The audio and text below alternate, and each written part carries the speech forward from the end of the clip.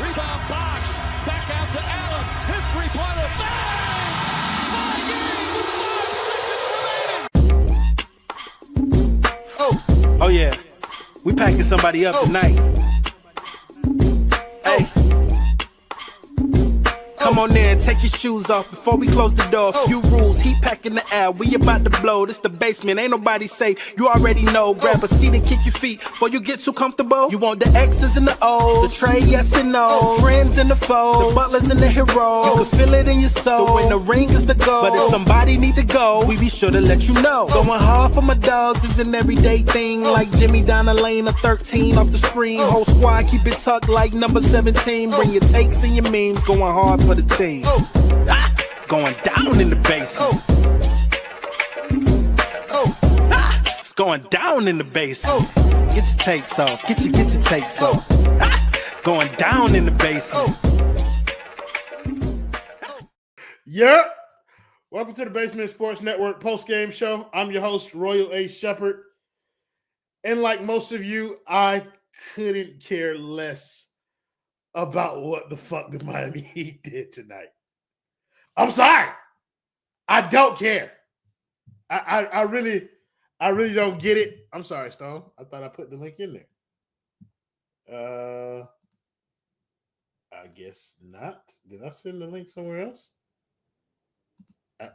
Okay, hold on. I'm gonna send the link. But yeah, like most of you guys, I don't really give a fuck about what the Miami Heat did tonight. I don't feel like this game. I will say this: Miami's on a 3-game win streak now, and it feels like they've kind of put it all back together for some people. I'm imagining that's what we're going to hear. Okay. So I was just making sure that I wasn't the only one. Yep, what's going on, top of him? He said they're going to do it for sure, bro. Yes, they are. And my boy has joined me. What's going on, Stone? Real hoop talk here. AKA the theorizer. But yeah, look, y'all, like, I'm sorry. I cannot conjure up any fucks to give about what happened tonight with the Miami Heat, nor can I with this 3-game win streak that they're on. They beat the Charlotte Hornets, the Golden State Warriors without Steph Curry, and the Atlanta Hawks. I mean, I don't want to say this is nothing. I'm going to lean this nothing because I know Stone doesn't think it's not nothing because he theorized that they might have found their winning formula. Stone, is that what you saw tonight? You saw a team that has found their formula for winning play-in games? Unfortunately. Like, I want to make sure we have a very clear, specific, narrowly defined definition of winning. When I say that they have found a formula to win, I think they have found a formula to win one game in either Atlanta or Orlando, and then maybe have the chance to go win that next game. I do think if they draw Orlando, like, that's probably the end of the line for them. But I don't like. There's nothing about Atlanta that doesn't make me think, like, if Eric Spoelstra locks in and Bam Adebayo, the best defender in the NBA, locks in, that they can't win one game against them. Okay, well, sure, if those guys lock in, but tonight it didn't feel like either one of them was necessary because Tyler Herro was locked in. And look, I see y'all in the comments. I don't care. I don't give a fuck. You want to hype it up because it was against Dyson Daniels? Cool. Have at it. I don't care. It was. Can we talk about Dyson Daniels for a second? He got chewed up by Tyler Herro. I'm not impressed with Dyson Daniels at all. This is like the first time I've ever paid attention to Dyson Daniels, and I mean, it's cool that he's getting steals in this NBA or whatever, but if you can't stop Tyler Herro, you're not on Gary Payton's level, dog. I don't know what to tell you. And then I'm talking about it's not just stopping Tyler Herro, because that's one thing. The game plan for Tyler Herro, usually run him off the 3-point line, and then somewhere along the lines you can recover as he's driving to the rim or something like that. Tyler Herro was getting to the rim at will against Dyson Daniels, bro. And that's the part that made it so weird in terms of him being a quote unquote elite defender. look, tonight, bro, like, I'm not going to focus on Dyson Daniel. I'm going to focus on Tyler Herro. The man missed 4 shots all night, 4 of 6 from the three-point line, but, like, 36 points. But that's nothing to sneeze at, bro. Like, the man played well tonight. I thought this, to me, probably – this is a top 3 game of his from the season, like, because I didn't put much stock on Hold on. Mi compadre. Hola, ¿cómo está? Muy bien, ¿y usted? I see. Go ahead and let me sell high, Tyler Herro. It's not that time yet, is it? It's been that time? It's been that time since, what was the day he got announced an All-Star? The last time that he thought playing basketball was worth something? Yeah. If you're not on the sell high hero train, get real. Be a serious individual. Take life seriously. You only get one. They say they loving the name. They say they with it. You should be with it. Logical. It only makes sense. If someone, I swear to God, in this chat on Twitter comes at me, Tyler Herro's untouchable. You watch the Lakers tonight? Why is someone wearing 77? Untouchable. That word doesn't exist anymore. Uncrustable. Fuck out of here, dude. But look, like, for as much as I enjoy a good Tyler slander session, we gotta admit that bro's hooping tonight. No, my title's not slander, it's praise. It's playing good, so high. It's playing great. Let's go. Just more. About 40, 50, fucking 80.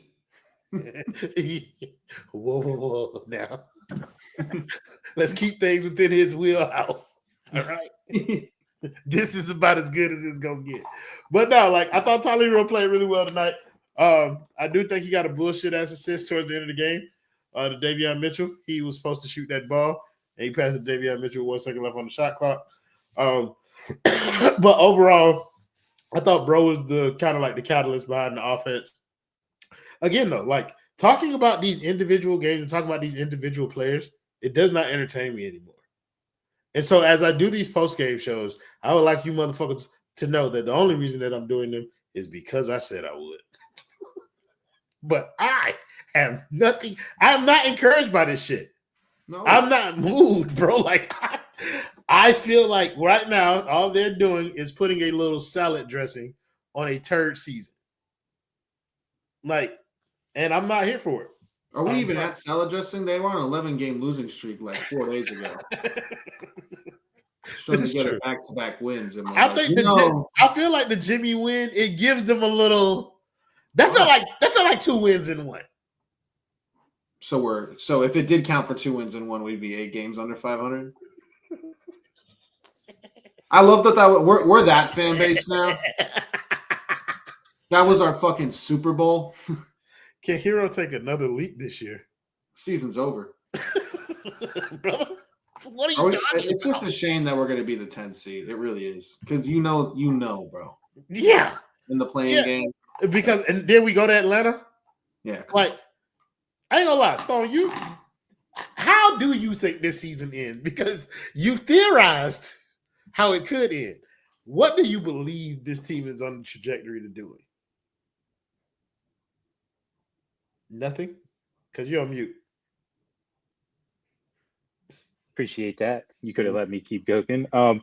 Anyways, I don't know. It's like I would call the play-in tournament the Miami Heat Invitational since they've been in it every single year. And they tend to lose the first game every year, but this year they don't have the luxury to be able to do that. And I think they match up horribly with Chicago. At least that's what they've shown us every time they've played Chicago this year. And that's who they would play first. But I just I don't know. This team's weird about if we need one game, we're going to go win one game. And I've seen them do it. Like, I know it's a different team now than it's been, but I'm worried. I don't want them to do it. Like, I want my ping pong balls. This is an awesome draft. Losing out on a lottery pick would probably be the most heartbroken I've been as a Heat fan since Dwayne Wade left. I'm being that serious. Like, honestly, I can't think of anything that would be more heartbreaking in that time period. I want my ping pong balls. I want them now. I wish the Raptors had caught up to us. That's never going to happen. But I don't know. I'm worried. They're showing me that games they need to win, all of a sudden now they can lock in and go win those games. But who knows? This team has also shown us that they can show us their ass too on any given night. I'm sure all these guys have the great playoff memory and experience of going to Boston and getting absolutely tooled last year. So I don't know how much motivation they're going to have to fight that fight in those playing games, but I'm nervous. That's all. Bubba, where do you think this team ends up landing at the end of the season? Probably losing in 6 to the Cavs. Be a really tough 6-game series. And people are going to be like, well, if they just had like a Kevin Durant, Cook. That's you talking about the worst doomsday scenario? Because how people talk about peaking at the right time. I think we did the opposite of that last week. We were just like 1 week off. We melted it. Now it's like as a collective unit, like even if there isn't an agenda, which the Heat say they don't tank, they don't lose. Then an 11-game losing streak, like everybody's like, what the fuck? Like at a certain point, people want to be a grown-ass man, want to prove that they're actually a good basketball player. So now I'm kind of worried. It's like Atlanta, like you trust in Atlanta? Like you're just not.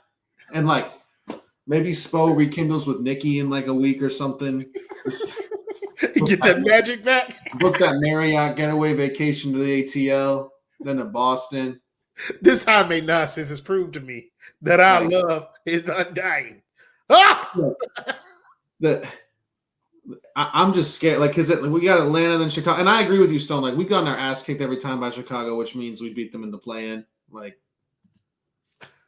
and then we're gonna get that Cavs in 6, and that game 6 is gonna be like 5 points, minute 30 left to go, and you're like, what if we had KD right now? Like, we'd be going 7. Herro is gonna get hurt. We're gonna go on a run or some shit. Like, it's gonna be. No, it's already happened. But Davion Mitchell's gonna like do something, and people are gonna be like, better than Goran. Maybe Bam, who clearly, I mean, people are like, Jimmy Butler decides when he wants to be a good basketball player. Can I introduce you to Bam Adebayo? Because if it's time to promote Asia's shoes, or if it's time to whoop Jimmy Butler's ass, we're fucking showing up. That's a top 5 player. Or it's Brooklyn. That's a top 5 player in basketball. Right there. Like, is this Kawhi's center version? This is fucking crazy. And then tonight he's like, I don't give a fuck. Yeah, I'm not doing nothing. Tyler, you win the game. Yeah. Like, and that's what happened. I think I'm with y'all though. Like, in terms of there being like it's just a gnawing feeling. I don't want to call it fear yet. Like, it's not full-blown fear. It's more so of an irritating kind of like buzzing going on in the back of my head that a 10-game or 11-game, I forgot how many games it was, a lot of them, but that losing streak, you're about as low as you can be as a team. Yeah. You feel me? And then to immediately follow that up with a 3-game winning streak that includes exercising your demons versus Jimmy Butler. Like, that to me feels like a catalyst for a resurgence of sorts. And it don't have to be like, I ain't talking about no magical deep-ass playoff run or nothing. That's not what we're discussing here. We're discussing Miami doing just enough to lose the pick that they have worked so hard to put themselves in prime position for. And I think that's the worrying concern, because I feel like they just Spo been talking that shit. Pitch your tent and all this. Don't let go of the rope. And them niggas was listening to him. And they didn't let it go. And now they be like, damn, Spo was right. We should do everything Spo says. And then we got a problem. Well, because they have to, man. Because if you blow this team up, half the roster's out of jobs. Well, fine. They're working at Broward Chevy. Like it's over. Fine. If Haywood Highsmith, if they're like, we're moving on, he's not playing in the NBA. But Bubba, if Like, I hadn't seen it work before, then I wouldn't have this feeling. Oh no, I have the same. Like I said, we have the same feeling. Like this is everyone's shitting on Pat Riley a little extra. You know, the whole organization getting put in the dirt. They were on first rate. Yeah, the whole everything. Udonis Haslem called them out on national television. It's just, Lou Williams called Pat Riley old. Like, he said we talk about players needing to retire because the game's left them, but we don't say the same about Pat Riley. Who Like, that who just said like they were rooting for the Heat against Jimmy Butler? Somebody big, prominent just said it. I can't remember who it was. But either way, all of that, LeBron James, Dwayne Wade, all of them coming out confirming the cookies story. yeah. Mario Chalmers, Gilbert Arenas. It feels like all of that, what they call noise. They're going to do the thing, aren't they, Stone? Yeah, we'll see you in Cleveland. Like I just, since you brought the cookie story up, I want to say that salute to LeBron and a lot of respect for taking that instead of like dogging the Heat organization over that, dogging them about not paying his guy Dwayne Wade, who should have ownership stake. He keeps the lights on in that building still to this day. He's the reason people continue to buy Heat jerseys. And I'll never forgive this sorry ass fucking organization for not including him in the ownership group. Fuck you, Harrison family. I'm sorry. Yeah, Nick Harrison is running this franchise right now. So, I mean. Oh, my God. And you know what's crazy is they know it. They know. I don't know if y'all saw it today earlier. They were like, get in now. He postseason tickets. I saw it. I absolutely. Tyler Herro on the graphic, of course. You could get game 3, game 4 against Cleveland right now. Would it surprise anybody? We get in the playoffs. All of a sudden, Tyler Herro find that 3-pointer again. And he's legitimately averaging 25 points per game in the against playoffs. The tiny Darius Garland. Okay, now you following me. I wasn't doing the matchup thing yet, but yes, exactly. And Davion Mitchell face guards Donovan Mitchell for 45 minutes. Like, and Bam, who already has a complex versus Evan Mobley and Jared Allen anyway. Like, bro, they could make that a series, and I throw up. I'm telling you right now, they steal game 1, and I'm puking in a bucket on the street. Bro, like, no. Like, then they get smoked game 2, come in and get smoked in Miami game 3, and barely win game 4. And you're like, ooh. Bro, and look, bro, like I'm telling y'all, like the reason that I'm saying this is because you're going to hear variations of this on the different outlets. People call us haters. We're saying they're going to make the playoffs. yeah, but the difference is like people are going to present that as if it's a good thing. Right, like, exactly. The presentation is going to be wrapped in a different thing, but everybody's saying the same thing. I guarantee you're going to hear it. Listen to anybody. You're going to say Miami might be putting something together like that, and that's the tone of optimism. You don't want to see him. You found his fastball. Blah, blah, blah. Yeah, bro. Like, you going to hear that kind of shit, and it's like, they may be true. Like, Spo may have found his fastball. This team may be trending upwards, and they may make it a tough 6-game series versus the Cleveland Cavaliers. But we do not want that. No. I want this draft pick. More than anything. Because I believe in the team that I've watched all season long and not the team that I'm finna get right now, bro. Like, and that was the problem during the Big Three. Not the Big Three. That was the problem with those Jimmy runs, that AFC run. Like, people forgot about the team that they were all season long, believed in the team that they showed for a partial part of this season, and they invested in the idea of that team as opposed to investing into the team that they had. And I think we're hurtling towards something like that, which ends up in like KD. That team that played the Nuggets must be the worst team to ever go to the NBA Finals. Like, it was bad. It was a bad team. We came on the stream every night and said this team is bad. Like, it was literally a big brother complex of Eric Spoelstra. Eric Spoelstra still being the coach that maybe he still is, and Jimmy Butler. It was just like a big brother thing over the Celtics in that series.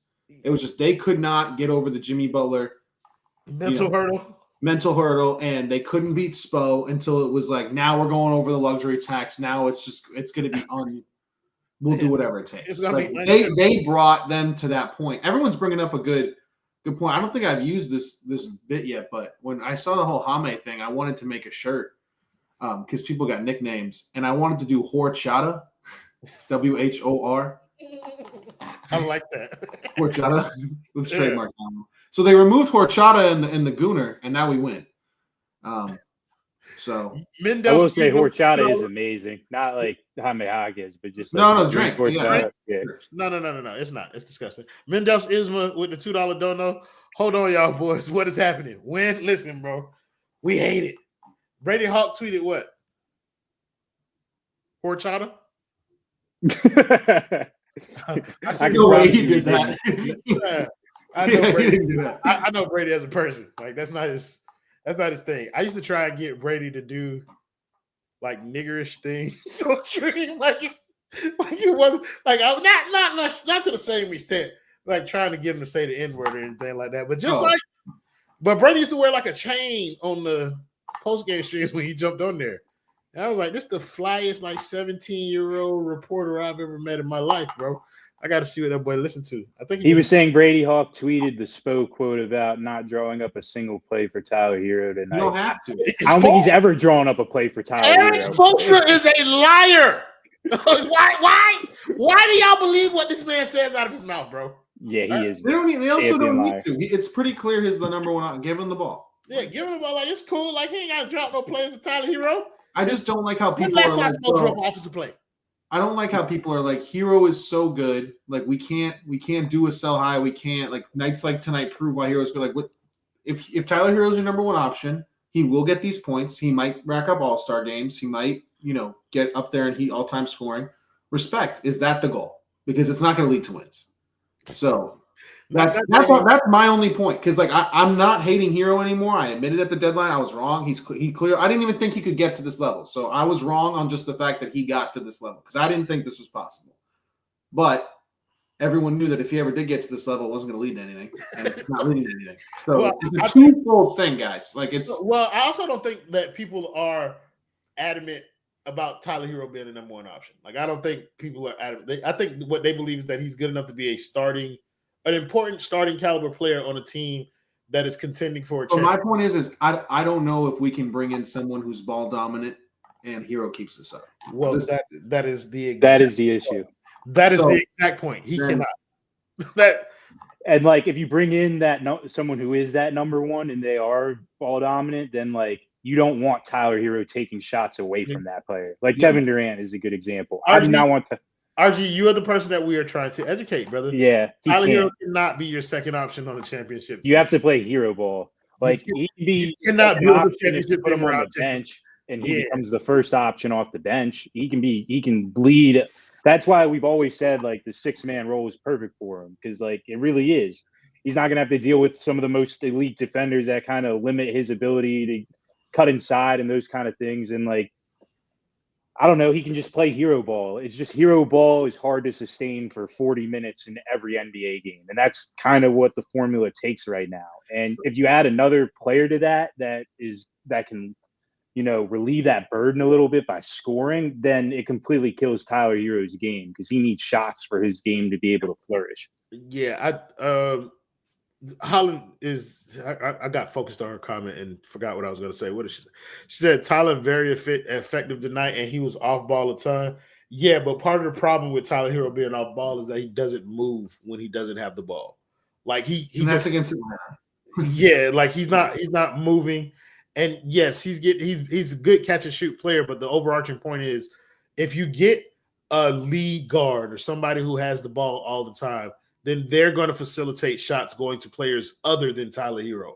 Like when Tyler Herro gets the ball, Tyler Herro's facilitating shots going to Tyler Herro and maybe, sprinkling in other people here. Hand grenades to Davion Mitchell with 2 seconds on the shot clock. Type shit. But it's like if you got a ball-dominant guard, say, for instance, you got a Cade Cunningham, then Tyler Herro in no realm, how many shots did he take tonight? It was 17. Yeah, okay. So Tyler Herro takes 17 shots. 17 shots is within like a realistic range of shots that Tyler could get with a ball dominant guard next to him. The But problem he's is not going to score 13 times on 17 shots. That won't always result in 36 points. Like that is the point. I don't want to I don't want to turn this into like a Tyler slander thing or nothing. But No, I just he's feel been like the only good guy. yeah, I feel like I'm not only like that's respect, man. But I just feel like Not Tyler consistent. when we needed him to against Jimmy. Yeah. That's And I'll say this, like Bam was picking up Trae Young defensively tonight. Like one of my biggest criticisms for Bam this season had been that, Bam used to guard 1 through 5, your best player. And I felt like he hadn't been doing that earlier in the year, but I don't know what has switched in these last 3 games. Maybe it was just that, like, we had to get our confidence back. We couldn't keep losing. Desperation kicked in. I don't know what it took, but I've seen Bam take the number 1 assignment multiple times over this winning streak. And I think that's something that concerns me about their ability to win that one game as well. So Holland's talking about Herro and D. You shouldn't call him D Mitchell because off night. You can call him Davion. Davion looking way better than we thought, and Herro set his screens a lot tonight. Like Davion Mitchell is probably the best kind of guard to have next to Tyler Herro if you want to lean into Tyler Herro as your leading scorer. Davion Mitchell is not an amazing facilitator. He has some playmaking chops, more so than what I thought he had. I'll give him that. Like ever since he's been here, he's shown to be a much more effective playmaker than I thought he could be. But Davion Mitchell is not a lead ball guy. Like there's no situation where Tyler Herro can't do like this, and Davion ain't got to pass that rock. He got to get that up. We're talking about somebody who Tyler Herro would have to defer to as a ball handler. That guy does not exist on this roster, and I think if you get that guy, then you don't have this version of Tyler Herro. It's a simple kind of correlation argument for me. What you was about to say, Stone? Shit. No, I was just gonna say, like, I think Davion Mitchell stares down passes a little too much. That'd be my criticism about his playmaking. Like in my ideal world, he's not really a point guard. He's someone who guards the point. Davion Mitchell? Yeah. He's a bench guard. Like you throw him out. That's fine. He could be a bench point guard, certainly. Yeah. But I like point. I'm with you. Like I don't care about like throwing him in at guard, either guard position. Like go out there. Yeah, exactly. And like I don't know. I just I think this team desperately needs 2 new point guards. Like Davion Mitchell can be around, but they need 2 players that are effective at dribbling and effective at reading the court. Because I don't think they have nearly enough of that on their roster. They have way too many wings that can't create a shot. And those guys need to start leaving. I don't know how you get rid of them though. That's a crazy, insane dog. Like that's a crazy, and your name to go with it, brother. Like it's a wild way for you to, talk about the game that Tyler Herro had. But so for me, when it comes to like when it comes to kind of like the whole.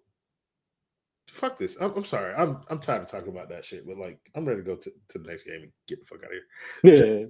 Just sorry. Like the whole Tyler Herro conversation, like it's an old one, it's a rehashed one. I think the more interesting conversation is about the prospect of them kind of like making a push towards kind of building chemistry so that they can have something going in the play-in, which we don't want to see, but that was an interesting idea. So next game, I'm sorry, y'all. I just don't have an hour's worth of talking for y'all. Next game, they got the 76ers. Stone, the boy feeling good? Oh, the Heat are about to blow that shit out. What is you talking about?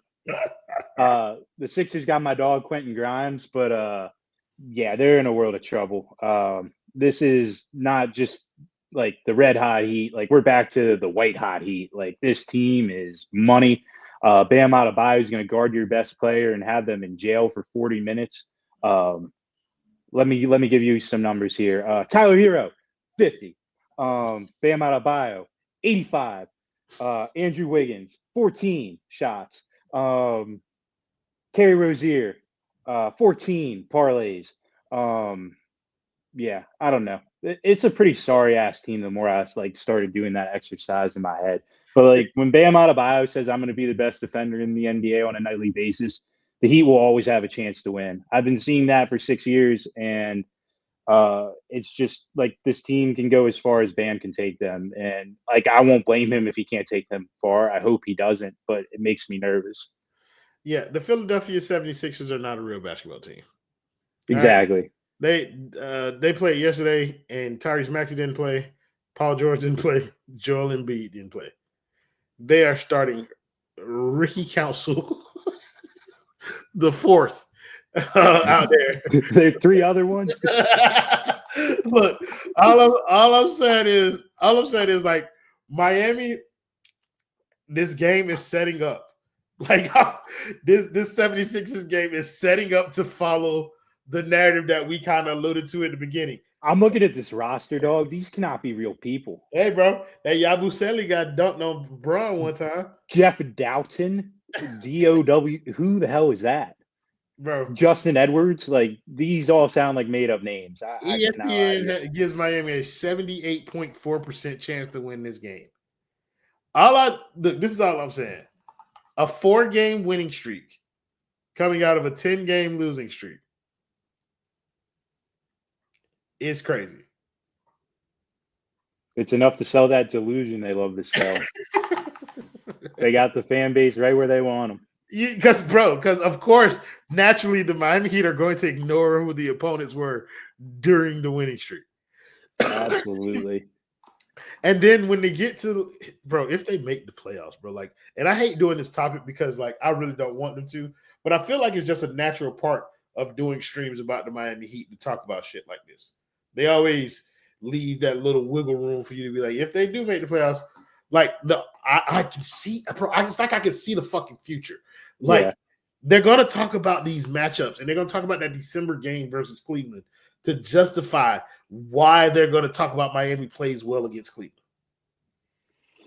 It's disgusting. But, like, I think Cleveland is so fraud, so it's like, it just makes me sick. I hate all of it. Like, bro, if Miami makes it to the second round, I promise you we're going to do a post-game show for the entire run. We will dread every minute of it, bro, because the only thing I'm going to think about is that pick. And I'm going to find out, like, what we're going to do is we're going to look. Because I'm just going to tell y'all, this is the basement's game plan. And it's just going to happen organically. If Miami makes the playoffs and they lose that pick, we're going to look to see who has the 8th best odds to get the number 1 pick before the lottery. And we're going to see where that team lands. And then we're going to see the player that they pick. We're all going to throw up collectively. Even if it goes backwards, I don't care. Like, I really don't. Like, I'm sorry. I don't care if we have the 8th best odds and we end up with the 14th pick. Like, the 14th best player in this draft is still a better outcome than just getting absolutely trashed by the Celtics in the second round or Cleveland in the first round or whatever. Like, we drafted Bam Adebayo with the 14th pick in the draft. So, I mean, it is what it is. For context, I also believe the Heat are going to blow this shit out. Fuck is you talking about? Not going to yell. I broke the arms on my chair, and there's like metal hanging out of it now. So if I slam my hands on these motherfuckers, it will hurt and or cut me, and I will not do that. You said y'all want Spo. Y'all want that pick that Spo not going to use? Yeah, y'all right. If Miami drafts a point guard, let's say that point guard's name is Jeremiah Fears. Who was supposed to start at point guard over Jeremiah Fears? VJ Edgecombe. Who was supposed to start at the guard over VJ Edgecombe? You're not fucking starting Terry Rozier. You're just not, bro. Like, if we drafted a solid player, oh yeah, we drafted Kel'el Ware. Kel'el Ware, 15 pick, he's starting out. Like, bunch of rebounds tonight. Like, I know we didn't get to every player on there because a lot of guys played well tonight. Want to give them their flowers, but Kel'el Ware is another one who has kind of gone above and beyond the Call of Duty a little bit recently. I think tonight he was especially impactful as a rebounder. He had that one like offensive rebound dunk thing that was really exciting. So that was cool. Rozier done in the Heat uniform? How? He has another year on his contract. I was gonna say he's gonna die in a Heat uniform. Like, how do you trade him, Holly? Who wants him? attach a pick to him like you did Kyle Lowry. Probably take 2 picks. 2 dubs in a row, baby. We so back. Hey, bro. 3. What are you talking about, brother? It's 3 games in a row. Respect Charlotte. He said, just check in on another stream, and I'm right. The Heat are back. Brother, I'm never wrong. I don't understand how y'all don't see this. I just tell you niggas the future and parade it around as jokes. I'm here to entertain and enlighten. People don't want to take me seriously, and that's to their demise. The Heat gonna blow out Philly, bro. It's gonna be relatively easy too. Like I think it's gonna be a pretty convincing win. I'm talking about like end to end. First quarter, the fourth quarter, Miami has the lead. And I'm gonna hate it, bro. I'm going to hate it. I feel like Miami's gonna try and make a push for that 9th spot so that they can get a home game. How close are they to 9th? Let's check. 1 game behind, and they get to play Chicago. They are half a game behind. Oh, wow. And they play Chicago April 9th, third to last game of the season. And their schedule's pretty easy outside of Boston. We should be 1 game behind because we're 1 loss back in the loss column. But it's 8.5 on ESPN right now. Either way, I think they're going to try and get that nice seed so that they can have that home game first and try and get that home cooking versus Chicago. I mean, sell tickets and towels or whatever. They're not even selling the towels. They get it. Yeah. But anywho, we're about to wrap this up because this team is boring, which means that post-game shows will be boring if we try and prolong them for an hour. We gave y'all 36 minutes tonight. Be grateful. This is amazing content. Y'all go listen to them other networks and let them give you your joy back. You said my brick background graphics are meshing wrong with the chair at times. You're in the wrong place if you think he cares. Hey, bro. Listen, can y'all see me? Can y'all hear me? Absolutely. Content, all right? That's all we need, brother. I don't need all these fancy things. Thank you guys in the comments as always for joining the show, making it much more fun than it would have been without you. I messed up. Oh, I got it. Thank you to Stone. Thank you to Alejandro for pulling up to the stream one time. That's Bubble, by the way. I just want to put that out there. We will see y'all in the next game. When is this game, by the way? Saturday. I need another 2-day break from the Miami Heat. Same. Yeah, but we'll see y'all ass on Saturday. Play the video, me!